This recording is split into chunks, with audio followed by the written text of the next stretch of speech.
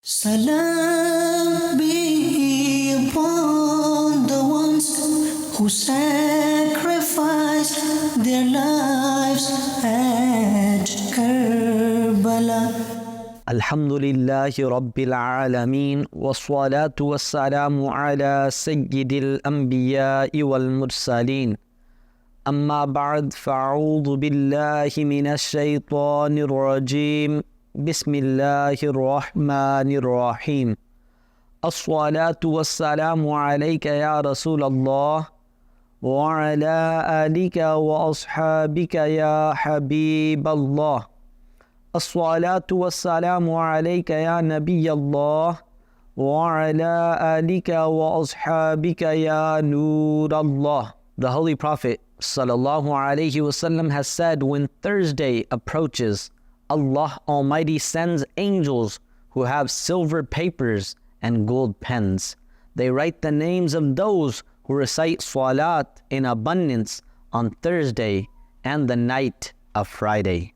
Sallu ala al-Habib sallallahu ala Muhammad sallallahu alayhi wasallam. My dear viewers of Madani Channel, we had the honor to listen to the introduction of Sayyidina Imam Hussein radiyallahu anhu and his virtues in the previous episode. In today's episode, we will have the honor to learn about the miraculous powers, sayings, and accounts of the life of Sayyidina Imam Hussein radiyallahu anhu. The character as well as the face of Sayyidina Imam Hussein radiyallahu anhu was luminous. The entirety of his personality was miraculous.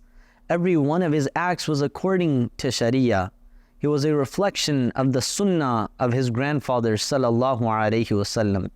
In today's program, we are going to listen to some of the marvels of Sayyidina Imam Hussein radiyallahu anhu. But before we listen to those marvels, we will learn what a marvel is and what our belief about it is. From the era of prophethood until now, there has never been a difference of opinion about this matter amongst the people of the truth. It is the belief of all that karamat of Sahaba and awliya are true. In every era, miraculous powers appeared from the holy bondmen of Allah Almighty, and until the day of judgment, these will continue, insha'Allah Azza wa Jal. What is a karamat? A well-known commentator of the Holy Quran, Mufti Ahmad Yar Khan Naimi rahmatullahi alayhi, has said, in light of Sharia, the term karamat refers to such an unusual thing that appears from the hand of a wali. From the Quran and Hadith, we get its proof as well, that at the hand of a wali of Allah Almighty, such an unusual thing appears, which we call karamat. Sayyidatuna Maryam radiyallahu anha would have the summer fruits in the winter and winter fruits in the summer. Sayyidina Zakaria alayhi salam asked her, from where have you gotten these fruits? Sayyidatuna Maryam radiyallahu anha replied, these are from Allah Almighty. Allah Almighty has stated, whenever Zakaria visited her at her prayer chamber, he would find new sustenance, i.e. non-seasonal fruits with her. He asked, O Maryam, from where did this come to you? She answered, that is from Allah. The 309-year deep sleep of Ashab-e-Kahf without eating and drinking is also a logical proof of karamat. There are also countless narrations about karamat in the books of the blessed hadith. Some Islamic scholars and hadith experts have written books on this topic continuously. Listen to a narration and have a look at what great knowledge of the unseen Sayyidina Abdullah radiyallahu anhu, a companion of the Holy Prophet sallallahu alaihi wasallam, had. He had already informed about his death, the state of his death, and the good demise. Sayyidina Jabir radiyallahu anhu narrated, when the battle of Uhud took place, my father called me at night and said, I think about myself that amongst the companions of the Holy Prophet sallallahu alaihi wasallam, I will be the first martyr. After the Holy Prophet sallallahu alaihi wasallam, you are the most beloved to me. I am in debt. Repay my loan. Accept my will for your kindness towards your sisters. Sayyidina Jabir radiallahu anhu added, we saw that in the morning he was the first martyr. Once Amirul Mu'mineen, Sayyidina Umar Farooq radiallahu anhu visited the grave of a pious young man and said, "Oh, so and so, Allah Almighty has promised, and the one who fears standing in the majestic court of his Lord, for him are two paradises, i.e. Jannah Adn and Jannah Na'im. O young man, let me know your condition in the grave."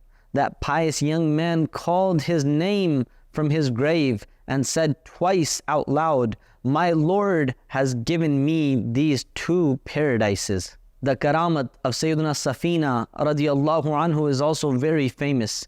He got separated from his group in the land of Rome. He was looking for his group. Suddenly, a lion appeared and stood in front of him.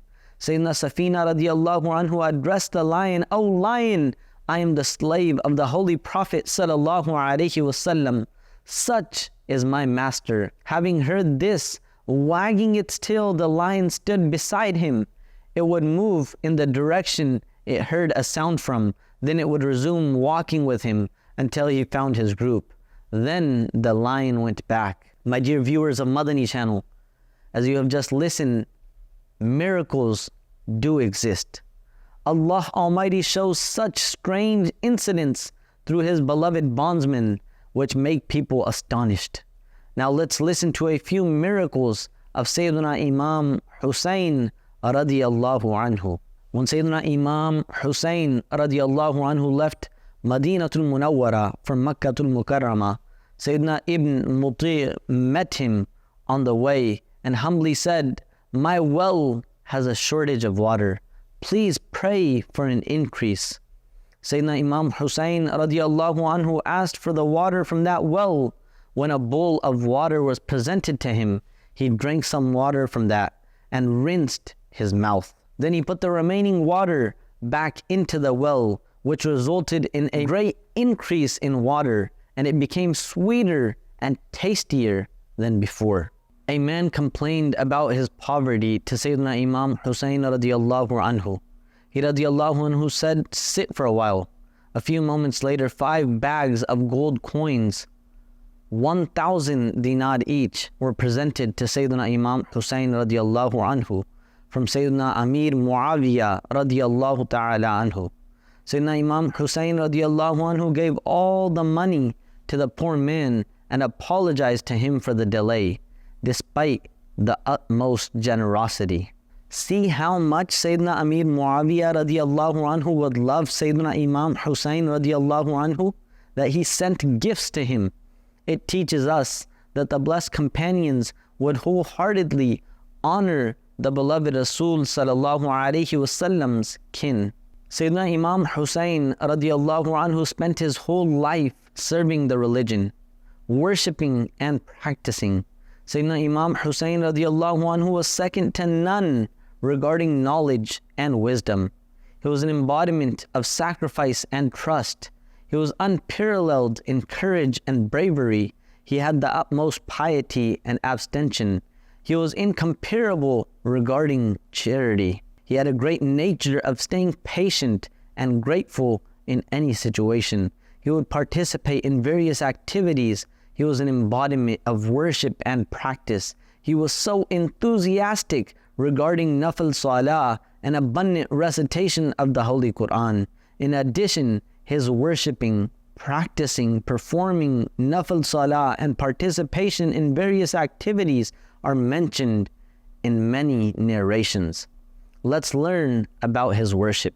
Allama Ibn Asir Jazari rahmatullahi alayhi has said, Sayyidina Imam Hussein radiyallahu anhu would abundantly perform salah, observe fasts, perform hajj, give charity, and participate in every virtuous activity. His son, Imam Zainul Abidin radiyallahu anhu has said, my father Sayyidina Imam Hussein radiallahu anhu would perform 1,000 nafal rakat in a day and night. The advices of Imam Hussein radiallahu anhu. O people, be more focused to adopt good ethics and rush to perform pious deeds without delay.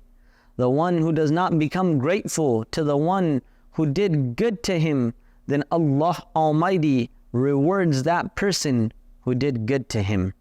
Believe me, Allah Almighty rewards such a person who does good to someone. Believe me, the one who does something pious is of course praised and rewarded.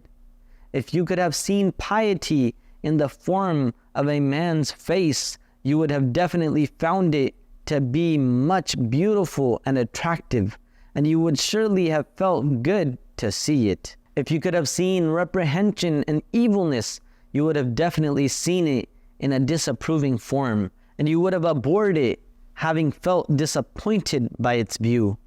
O people, the one who acts generously is indeed a leader, while the one who acts miserly becomes humiliated and disgraced. The great, generous person is he who is generous to such a person who is not expected to return the favor. The more forgiving to people in spite of being in a commanding position to take revenge, the more virtuous and braver one becomes. The more one connects with those who break ties of kinship, the more one maintains good relations with his kith and kin. The one who relieves his Muslim brother of any worldly trouble, Allah Almighty relieves him of any trouble of his hereafter. And the one who does good to someone, Allah Almighty does good to him, and Allah Almighty loves those who do good to others. Regardless of the fact that the world is thought to be nice and good, their reward from Allah Almighty is the nicest and the best. If we act upon these pieces of advice, we would undoubtedly get their blessings, and they can obviously help us form an ideal society if Allah Almighty wills. If we read about the blessed biographies and characters of our pious predecessors and lead our lives according to them, we can no doubt live a peaceful and happy life. Bear in mind that peace and tranquility lie in the worship of Allah Almighty and obedience to Him. May Allah Almighty enable us to act upon these pieces of advice. Ameen. May Allah Almighty enable us to act upon these pieces of advice. Ameen. Dear viewers of Madani Channel, as we have already stated in detail in our previous programs, that when during the reign of Yazid his atrocities and oppression increased in Madinatul Munawwara, then Sayyidina Imam Hussein radiallahu anhu had to depart from Makkatul Mukarramah. When he reached by Kufa, the Kufans went back on their words. In spite of pledging allegiance to Imam Hussein radiallahu anhu, they stood with Yazid. Then the transgressors tyrannized Imam Hussein radiallahu anhu and the members of the sanctified Ahlul Bayt. At last, on the 10th of Muharram, a doomsday-like trouble, a huge predicament took place when a legion of thousands of hostile warriors contended with a small caravan of the sanctified family of Ahlul Bayt. As a result, the great and innocent people of Ahlul Bayt were martyred. Eventually, Imam Hussein radiallahu anhu also attained martyrdom on the 10th of Muharram, the day of Ashura in 61 AH. He laid down his precious life in the ground of Karbala to defend Islam while fighting against Yazid, the brutal man.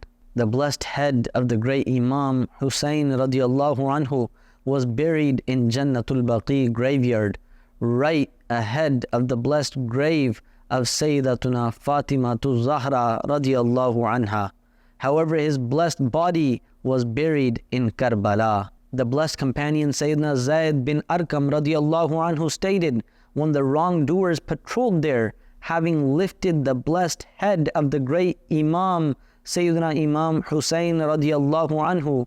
I was present there, right on the upper portion of my house. When the blessed head was taken past me, I heard it recite. Translation from Kanzul Iman: did you know that the people of the cave and the people on the edge of the forest were a wonderful sign of ours? Another pious predecessor, rahmatullahi alayhi, stated, when the transgressors carried the blessed head to the palace of Ibn Ziyad, the ill-fated man, I observed that the blessed lips of Imam Hussein radiallahu anhu were moving, and the blessed head was reciting the holy verse 42 of Surah Ibrahim of part 13 of the Holy Quran. Translation from Kanzul Iman: and do not ever consider Allah as unaware of the deeds of the unjust. Sayyidina Minhal ibn Amr rahmatullahi alayhi, who was a pious predecessor and who was also a Tabari, he stated, by Allah Almighty, I myself witnessed such a marvel that when they carried the blessed head of Imam Hussein radiallahu anhu, having lifted it on a lance, at that time I was in Damascus. A man was reciting Surah Al-Kahf in front of the blessed head. When he recited the verse number 9, translation from Kanzul Iman: did you know that the people of the cave and the people on the edge of the forest were a wonderful sign of ours? Then at that time, Allah Almighty enabled the blessed head to speak my martyrdom, and the way my head is being publicly displayed while roaming around are categorically stranger than that account of the people of the cave. After the martyrdom of the great Imam radiallahu anhu, many miracles appeared from his blessed head. The blessed head of the great Imam radiallahu anhu was apparently in the custody of Khawli bin Yazid, the ill-fated Yazidi. When he reached Kufa at night, he found the gate of the governor house closed. Then he took the blessed head to his house, where he irreverently put the blessed head on the ground and covered it with a big utensil. And then he went to his wife named Nawar and said to her, I have brought to you the fortune of the world. Look over there. The head of Hussein ibn Ali is lying right there in your house. He meant that he would get much wealth and gifts by handing this head over to Yazid. Ma'azallah. She reacted angrily and growled, may Allah Almighty's wrath be upon you. People love to bring silver and gold, whereas you brought the blessed head of the maternal grandson of the noble Rasul sallallahu alaihi wasallam.